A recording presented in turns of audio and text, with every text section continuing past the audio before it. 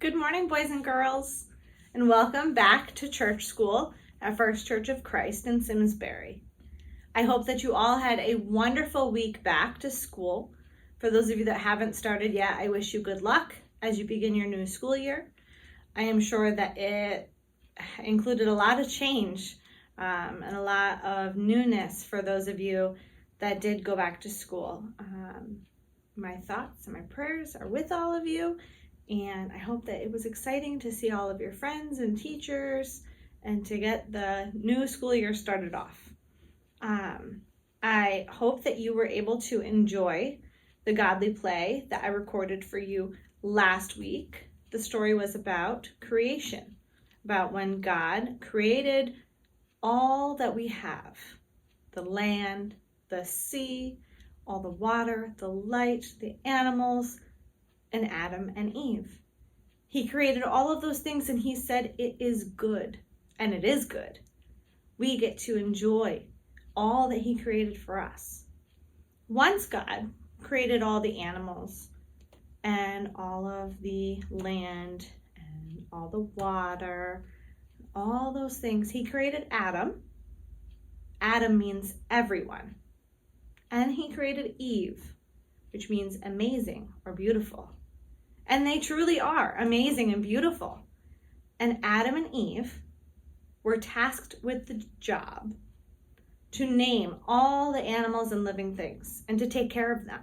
And they did. They took care of all the animals and they named them. They called the giraffe, they called the elephant, the monkey, the monkey. They called the land, they called the water, they called the sky blue, named all the things and took care of them until, well, we're going to find out what happened in the next story.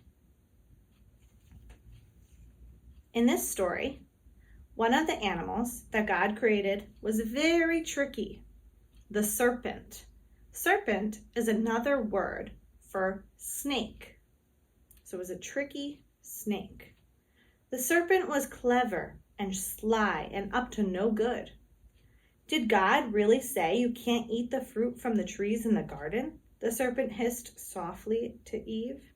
No, said Eve. God said we can eat fruit from any of the trees in the garden except for the tree in the middle of the garden. God said not to eat from that one, not to even touch it. The serpent smiled a sneaky little smile. Ha! God doesn't want you to eat fruit from that tree because if you do, you'll know everything. You'll be just like God. The serpent hissed in his sly way. Eve looked at the tree in the middle.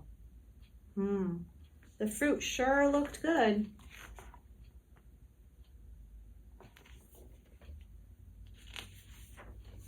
So she ate some, and she gave some to Adam too. As soon as they ate the fruit, everything changed. Adam and Eve became very embarrassed and shy. They sewed some leaves together, making some pretend clothes to try to cover up their bodies. They stood nervously behind some bushes, and then they heard God walking around in the garden. God called out to them, "Yoo-hoo, where are you?" But Adam and Eve hid. "Hey, where did you go?" called God. Adam peeked out from behind some vines. He said, "I heard you, but I was afraid." "Why were you afraid?" asked God. "Well, I'm naked for one thing," said Adam, who was quite embarrassed.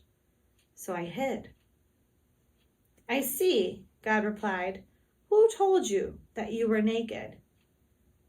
Adam said nothing. "Did you eat fruit from the tree that I told you not to eat from?" asked God. "Well, Eve gave it to me," Adam blurted out. "The serpent made me," exclaimed Eve. "He tricked me."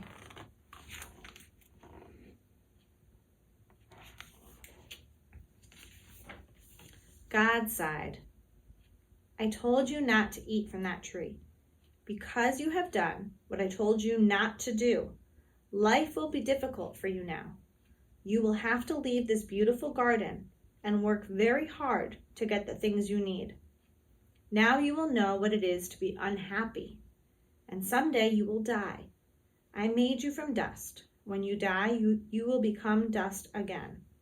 God made some real clothes for Adam and Eve and sent them out into the big world. And God was with them everywhere they went.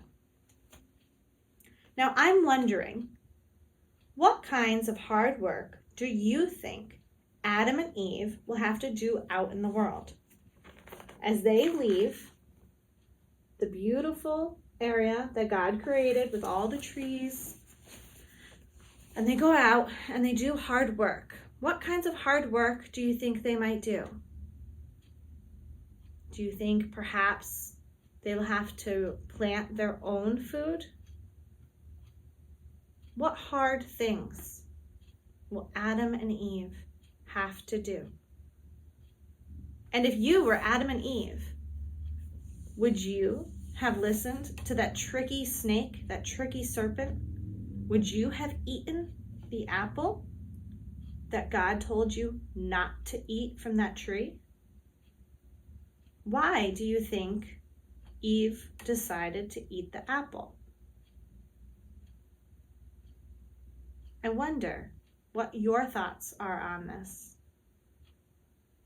Maybe you could ask your mom or your dad or somebody at home, your brother or your sister, and see what their answers are.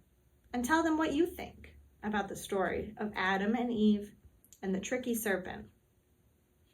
Until next time, have a wonderful week at school. Many blessings to you.